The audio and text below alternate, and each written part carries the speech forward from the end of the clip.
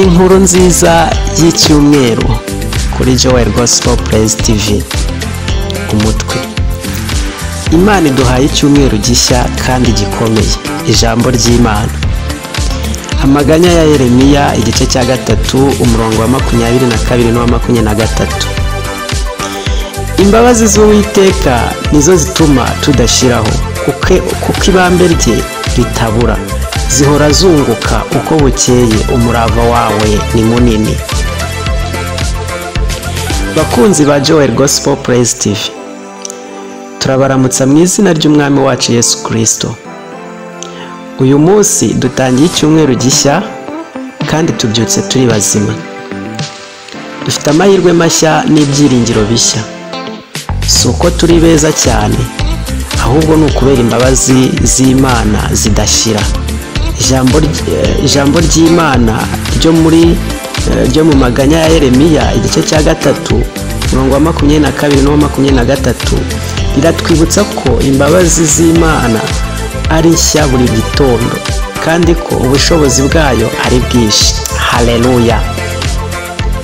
Ushobora kuba utarasoje icyumweru gishize neza, ushobora kuba warahuye n'ibihe bikomeye cyangwa ufite ibikomere, ariko ndashaka kukubwira ko Imana iguha andi mahirwe yo gutangira bundi bushya. Amen. Icyumweru gishya ni nk'urusobe rw'imigisha. Imana iba yashyize imbere yawe imbaraga nshya, ibyiringiro bishya, amahoro mu mutima no gukura mu kwizera. Ntutinye rero, iyo Imana iri kumwe natwe n'icyumweru kigoye kiroroha. Yohereje Umwuka Wera ngo aduhe ubuyobozi, kudukomeza no kutuyobora mu nzira z'ubugingo.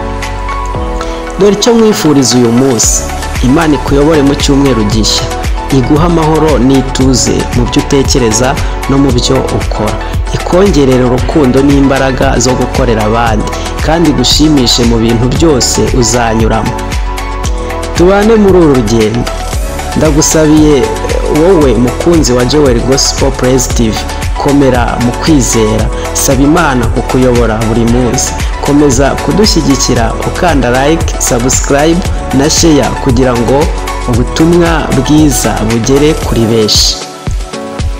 Turagukunda, tukwifuriza imigisha myinshi mu izina ry'Umwami wacu Yesu Kristo. Amen. Aha uri ni kuri Joel Gospel Praise TV, aho ubutumwa bwiza bwubaka imitima n'umuryango wishimye kandi utekanye wubakirwa mu ijambo ry'Imana. Mana yacu, turagushimira ko utwibutsa ko imbabazi zawe ari nshya buri gitondo. Muri iki cyumweru gishya turagusabye ngo uduhe imbaraga nshya, utuyobore mu nzira z'ukuri, kandi utwuzuze Umwuka Wera. Urinde imitima yacu kandi uduhe amahoro aturuka kuri wowe. Uduhe gutsinda ibigeragezo byose tuzahura nabyo, kandi udufashe gukomeza kuba abahamya b'urukundo rwawe. Mu izina rya Yesu Kristo. Amen. Muzagire icyumweru cyiza, kandi tuzabane muri iki cyumweru kuri Joel Gospel Praise TV mu biganiro byose byubaka umutima, umuryango ndetse no kwisobanukirwa. Ndabakunda cyane, mugire amahoro.